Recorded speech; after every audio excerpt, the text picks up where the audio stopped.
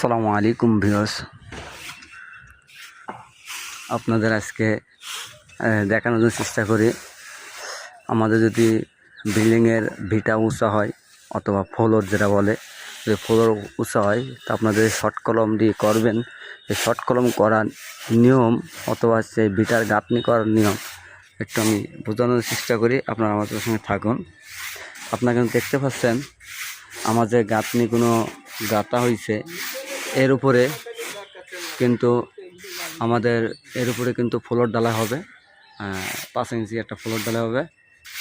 তা ফ্লোর ঢালাই আমরা দেব, কিন্তু আমরা কিন্তু আগে কলম করি নাই। কলম না করে কিন্তু আমাদের যে ভিটা, যে পোতা কেউ বলে, এই গাঁথনিটা গেঁথে নিছি। গাঁথনি গাঁথার পরে আমরা কিন্তু কলম দিয়ে ঢালাই দেবো, শর্ট কলম। তা দেখতে পাচ্ছেন আমাদের কিন্তু কলমের রড দেখা যাচ্ছে, আর আমাদের যে গাঁথনিটা কাটছি, আপনি অবশ্যই খেয়াল করেন যে গাঁথনি কিন্তু 2.5 ইঞ্চি কাটাম বের করছে, আবার 2.5 ইঞ্চি ঢুকাই দিচ্ছে, আবার বের করছে। এইভাবে কিন্তু গাঁথনিটা করছি। এই পাশে 2 পাশে একই করছি। এর মানে এটার কারণটা হলো আমরা 2 পাশে বোর্ড ফিট করব, এ পাশে বোর্ড ফিট করব, ও পাশে বোর্ড ফিট করব। আর রিং টিং বাঁধার পরে এরপরে কিন্তু আমাদের ঢালাইটা দেব। যার পর যখন এই গ্যাবে ঢালাই দিয়ে যাবে, তখন যদি আমরা ভিতরে বালু লোড দিই, তা এই গাঁথনিটা কিন্তু চলে আসার কোনো নেই, সন্দেহ নাই, আর চলে আসবে না ইনশাআল্লাহ। কেন? এই ঢালাইটা যেরকম ঢালাইটা যেভাবে একজনকে ধরে রাখে, হাত ধরে রাখে, ওরকম কিন্তু ঢালাইটা গাঁথনিটা ধরে রাখবে। এইভাবে করলে কিন্তু আপনার কলমের কোনো ক্ষতি না, কলমের আরও কিন্তু ভালো, আর গাঁথনিটা অনেক শক্তিশালী হবে।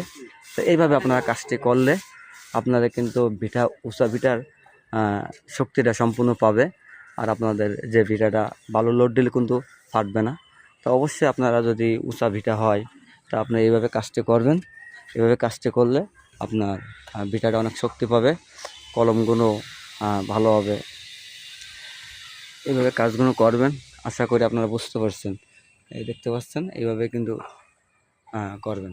আবার কিন্তু যদি আপনি গাঁথনি গাঁথেন, গাঁথনি কিন্তু এরকম সমান রাখলে হবে না, কিন্তু এরকম সমান রাখলে কিন্তু হবে না। এই মুখে অবশ্যই এরকম কাটাম ছেড়ে দিবেন, তাহলে আপনার গাঁথনিটা সম্পূর্ণ শক্তি পাবে। বা যদি আপনি গাঁথনি করে নিলেন, আগে কাটাম ছাড়লেন না, তা কিন্তু ওই শক্তিটা পাবে না। আপনাকে আমি সব কিছু বোঝানোর চেষ্টা করলাম, অবশ্যই আপনারা বুঝছেন। আর আমাদের গ্যারেট বিমটা দেখতে পাচ্ছেন, আমার গ্যারেট বিমটা কত সুন্দর। আমরা যা বিগত ভিডিওতে দিয়েছিলাম যে গ্যারেট বিম সেন্টারিং করার নিয়ম, তা সেন্টারিং করার নিয়ম গ্যারেট বিমটা দেখছেন কত ভালো হয়েছে, অ্যাকুরেট কাজ হয়েছে। এইভাবে কাজটি আপনারা করে নেবেন।